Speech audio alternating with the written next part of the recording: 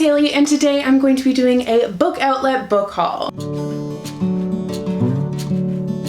So this is actually the first video that I'm filming in my new office, my new setup here. I have like so much room to move around. It's so wild. I never had that in my bedroom because obviously there was my bed there. So like I was always shoved in a corner, but now there's so much room for activities. My sweater doesn't allow for a lot of activities because of this thing, but it's fine. So this video is kindly sponsored by Book Outlet. If you guys haven't checked them out, go and do it, because if you are a book lover but you find books to be very expensive, because they can be, it adds up really quickly, Book Outlet is the website for you. They have so many titles. That's actually how I started building my book collection, was by shopping on Book Outlet. When I discovered it, I went wild and I bought all of the books. I still shop there all the time because they have bargain books. So they have books that you will see in a regular bookstore, but at a way cheaper price. And you will be surprised at the new titles that they have. It's just, oh, it blows my mind every time. Sometimes I see something on there and I'm like, really? And it just makes my day because I love a good bargain. So I will have a link to Book Outlet down below if you wanted to go and check them out. I highly recommend that you do. So without further ado, let's get into the book haul. The first book that I picked up is Made You Up by Francesca Zappia. You might recognize this author. She is the author of Eliza and Her Monsters, which came out a couple of years ago now. It's probably 2 or 3 years ago. Wow, but I remember that book came out and everyone was going wild for it, and I read it and really enjoyed it. So I knew she had another book and it's been on my radar for quite a while, and now I finally have a copy. Much like Eliza and Her Monsters, this book also deals with mental health issues, but this specifically deals with schizophrenia, which I don't think I've ever read a book that focuses on that mental illness, so I'm interested to see how it's going to deal with it. And so the main character of this book, Alix, has trouble distinguishing between the delusions that she has and what is reality, but she is starting at a new school and it's actually going pretty well. She's meeting a bunch of friends, she's even kind of starting a romantic relationship, but her mental health is always looming and she's worried about how that is going to affect the new life that she has built for herself. I'm expecting this to be a really touching story. I've heard some pretty good things about it, so I'm hoping that it lives up to my expectations. Next is Summer of Salt by Katrina, Leno.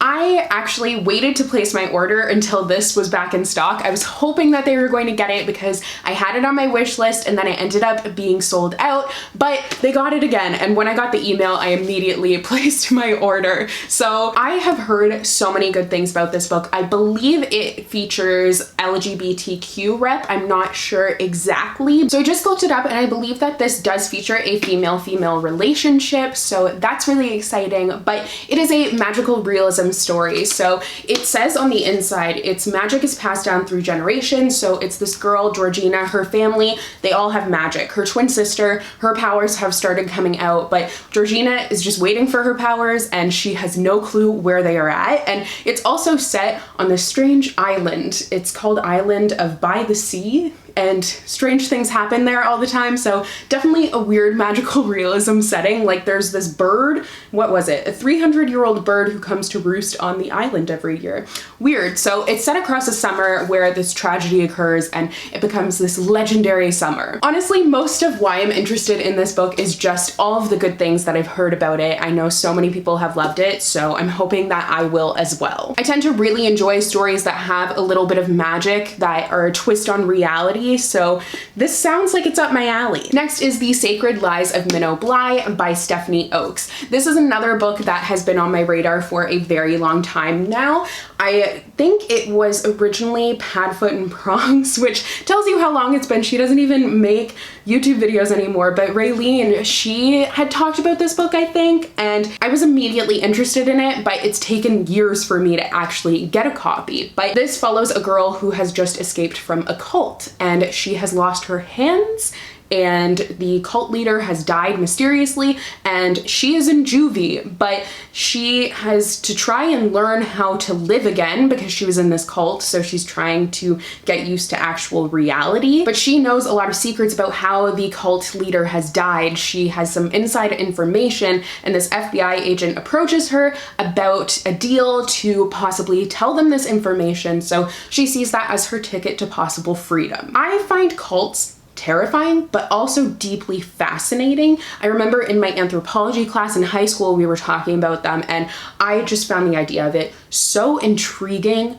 Like, obviously they're terrible, but I'm just fascinated by the concept of it. And my sister, I think last year, was just listening to a bunch of different podcasts on cults, so I think this might be a book that she would enjoy as well. I have a feeling this is gonna scare me, maybe, but like, I'll still read it. Next is Tiger Lily by Jodi Lynn Anderson. This book haul is honestly me just catching up on books that a lot of you guys have recommended to me, or I've heard about them somewhere and I just never ended up picking them up. But I am glad that I waited because I got them for like a much more affordable price. That's what I'm trying to do now, is I'm going to wait, not pre-order books, kind of just wait and see if they show up on Book Outlet and buy them there, because then I will save a lot of money, and that's nice. But Tiger Lily is one that you guys have recommended to me a lot when I talk about the fact that I really love retellings. I love when you take an original classic story that I'm familiar with and then create something new out of it. I just think that's so fascinating. And Tiger Lily is a Peter Pan retelling, and it focuses on the character of Tiger Lily, and it is a romance as well. So many of you guys have said that this is an amazing retelling, so really,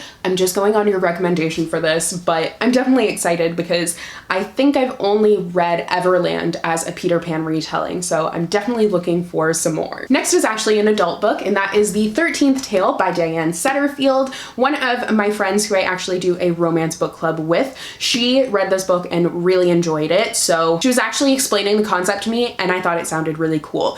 It reminds me of Evelyn Hugo, but in like with authors instead of movies, and instead of an actress, it's an author. So it follows this reclusive author who has this collection of 12 stories that are very well loved. They're enchanting tales, and they are kind of alternate lives for herself. But she has kind of hidden herself away for so many years, but now she is very old and she decides that she wants to reveal the truth about some things that she has kept hidden. So she hires a biographer, and this biographer goes and meets with her, and that's how the story unfurls. So I feel like if you've read Evelyn Hugo, or if you know the concept of it, you'll see where I'm kind of getting the similar vibes.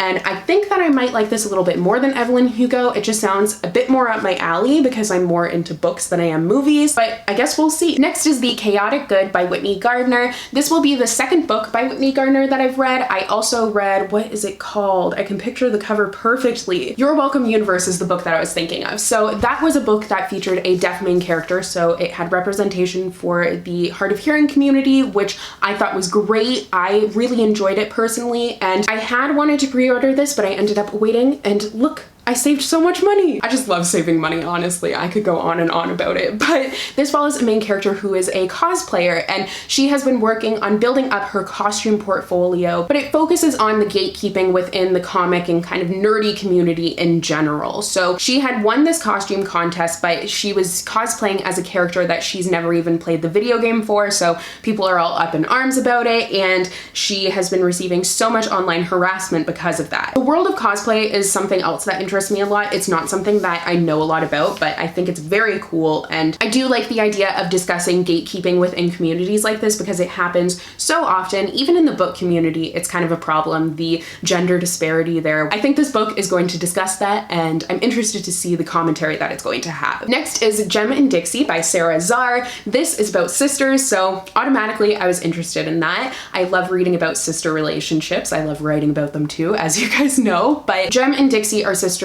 who have a little bit of a different relationship because Jem has really had to step up and kind of raise Dixie. Her mother has some issues that have prevented her from even really being able to put food on the table, so a lot of that responsibility has fallen on Jem. And when their father shows up out of the blue after being gone for years, their relationship is kind of shaken, and they end up being able to spend 3 days on their own on this kind of road trip, and that becomes the ultimate test for their relationship. At one point I was looking up some books with sister relationships, and this is one that came up quite a bit. I haven't seen it a lot on BookTube, but I think it's definitely going to be a harder read, a little bit more moving, but I love that kind of stuff, so I'm excited. And finally, I have 2 books by the same author. So the first one is Alix Approximately by Jenn Bennet. I bought the UK copy, so The UK copy is titled Night Owl, but I believe the US/Canadian edition is titled The Anatomical Shape of the Heart. I don't entirely remember, but that was a really cool book. I liked it a lot, actually. I don't see anyone talking about it, but I thought it was a really good contemporary story. It was set in San Francisco, and it was about this girl who loved to draw anatomical drawings, and I'd never thought of that before, so I thought it was really interesting. But this book follows a film geek, and she loves classic films, and she has bonded with this guy over the internet, but she has a lot of worries about like if he's actually who he says he is, and those sorts of things that you kind of have to be worried about with online relationships. So she doesn't tell him right away that she has actually moved to his hometown, and she definitely doesn't tell him that she has gotten a job at this tourist trap museum, but she kind of ends up in a little bit of what seems like a love triangle. So I'm a bit iffy about that, but I do like the author, so I'm willing to give it a chance. So it's between the guy that she knows from online and